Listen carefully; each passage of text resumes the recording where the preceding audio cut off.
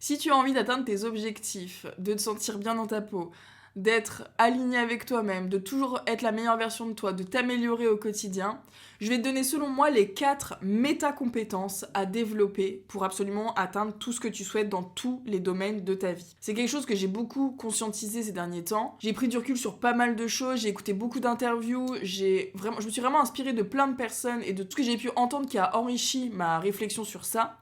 Mais j'ai constaté que il y a, selon moi, des méta-compétences à avoir et si tu les as, tu peux atteindre tout ce que tu souhaites. Une méta-compétence, c'est quelque chose que tu vas pouvoir développer et adapter à chaque domaine de ta vie. C'est les 4 que j'utilise vraiment au quotidien et ces 4 méta-compétences, elles me permettent de développer mes finances, développer mon business, développer mon bien-être, développer mes relations, assainir mes relations, être mieux avec moi-même, trouver des objectifs enrichissants, inspirants, ambitieux, etc. La première méta-compétence à développer, je pense que celle-là, c'est vraiment la plus importante pour moi, c'est le fait de se remettre en question régulièrement.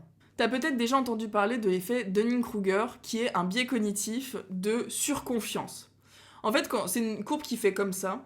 Je crois que je vais essayer de te le mettre au montage, mais alors je suis vraiment nulle en montage, donc bon, je vais essayer. Mais en gros, c'est une courbe qui monte et en fait, c'est quand tu commences à apprendre sur un sujet, t'as l'impression que t'es hyper compétent sur le sujet et que tu sais tout, alors qu'en fait, t'es juste au début de la connaissance. Et en fait, il faut que tu continues à apprendre sur ce sujet pour vraiment te construire un panel enrichi sur le sujet. Et en fait, c'est un peu les dérives dans lesquelles on tombe tous, hein, c'est humain, mais quand tu commences à t'instruire sur un sujet, tu te dis, bah voilà, c'est bon, j'ai compris ça, c'est ça la vérité, et tu remets rien en question. Ça, c'est une erreur de penser que tu connais tout sur un sujet, alors qu'en réalité, il y a tellement de points de vue, tellement de choses à remettre en question, en perspective. Et je suis dans le développement personnel depuis 4 ans maintenant, et régulièrement, je remets en question. Je me dis, ok, ça c'est intéressant, ça marche pour moi, je l'expérimente, mais est-ce qu'il n'y a pas une autre manière aussi ? Est-ce que dans ce contexte-là, c'est vraiment bien cette chose-là ? J'ai eu le cas notamment, mais j'en ferai une vidéo de ce sujet-là, sur la positivité toxique. Récemment, je me suis rendu compte que j'avais peut-être basculé dans un extrême de positivité toxique, dans le sens où, sur certaines situations qui m'étaient arrivées, j'arrivais pas à exprimer le négatif de la situation.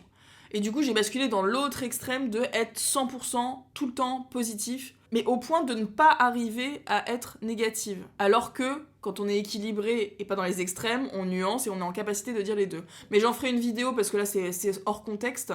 Mais en tout cas, la capacité de remettre en question son mode de fonctionnement, ce qu'on apprend, les points de vue, et pour enrichir vraiment ta palette de connaissances. En fait, on va avoir toujours tendance à aller vers ce qui confirme ce qu'on pense. Donc quand tu vas apprendre sur un sujet, tu vas vouloir vraiment t'enrichir là-dessus. Et moi, des fois, je me force à aller dans le camp adverse. On va dire s'il y a 2 camps, je me force d'aller dans le camp adverse pour essayer de comprendre aussi l'autre point de vue.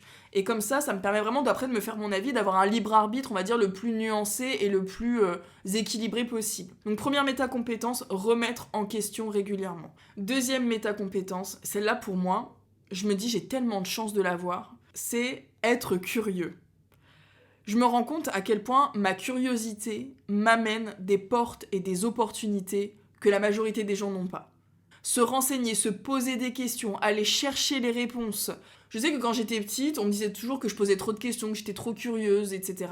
Mais en fait, j'ai besoin de comprendre les choses et de savoir.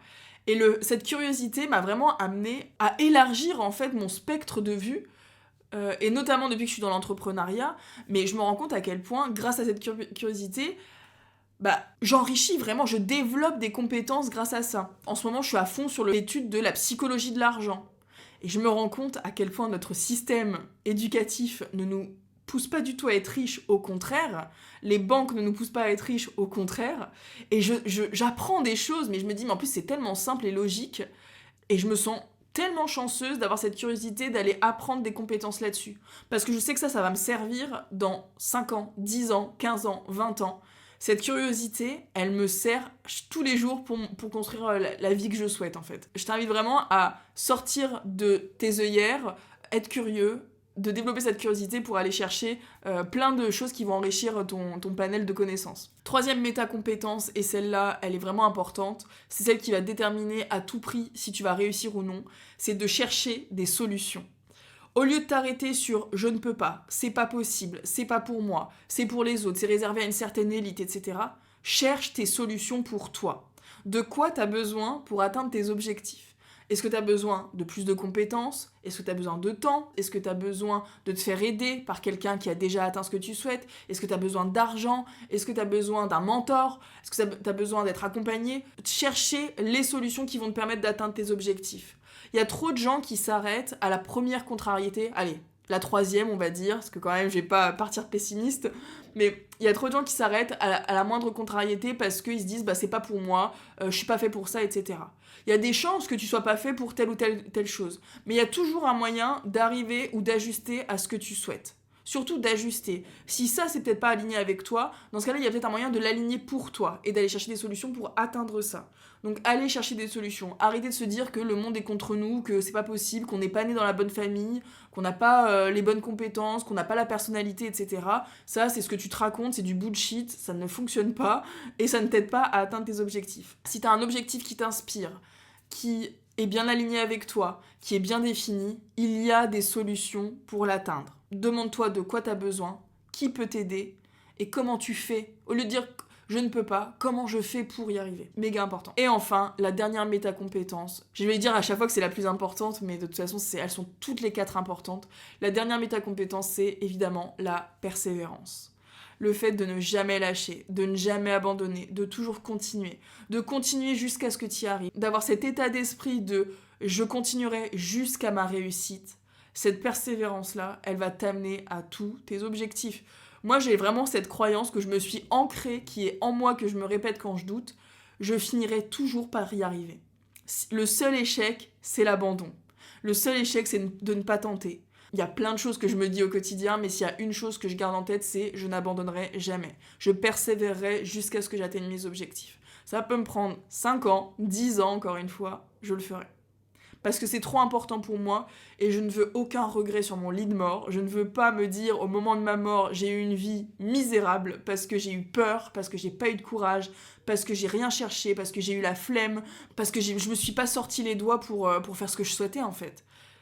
C'est trop important pour moi d'être aligné avec ma mission, d'être aligné avec mes objectifs et c'est trop important pour moi de les atteindre. Donc la persévérance, c'est ce qui va t'amener et m'amener à mes objectifs. Voilà pour ces 4 métacompétences. Il y en a sûrement d'autres qui sont nécessaires. Là, je parle vraiment de métacompétences. C'est vraiment du savoir-être, finalement, à développer. Et entraîne-toi au quotidien à te demander est-ce que je me suis remis en question? Est-ce que j'ai appris quelque chose de nouveau? Est-ce que j'ai avancé vers mes objectifs? Est-ce que je continue ce que je suis en train de faire qui va m'amener vers mes objectifs? Je pense que c'est vraiment un état d'esprit qui... En tout cas, moi, je vois que c'est l'état d'esprit qui m'a beaucoup aidé ces dernières années pour avancer. Donc, je te les partage. Dis-moi ce que tu en penses en commentaire. Dis-moi si tu as d'autres métacompétences qui te paraissent indispensables pour atteindre tes objectifs, peu importe le domaine de vie, encore une fois. Là, je parle pas de compétences perte de poids ou compétences argent. Je parle vraiment de métacompétences pour tous tes objectifs. Abonne-toi si le contenu te plaît et si tu as envie de te faire accompagner, si tu as besoin d'aide pour tes objectifs, je suis formée en hypnose, en PNL. C'est des outils qui vont vraiment aller travailler à un niveau inconscient pour t'aider à débloquer tes croyances limitantes, gérer tes émotions, briser tes schémas répétitifs. Voilà, on fait ça en coaching sur 3 mois. Chaque semaine, on se voit, on kiffe ensemble et je t'aide à atteindre tes objectifs et on va se célébrer chaque semaine ensemble. Je te dis à très vite dans une prochaine vidéo.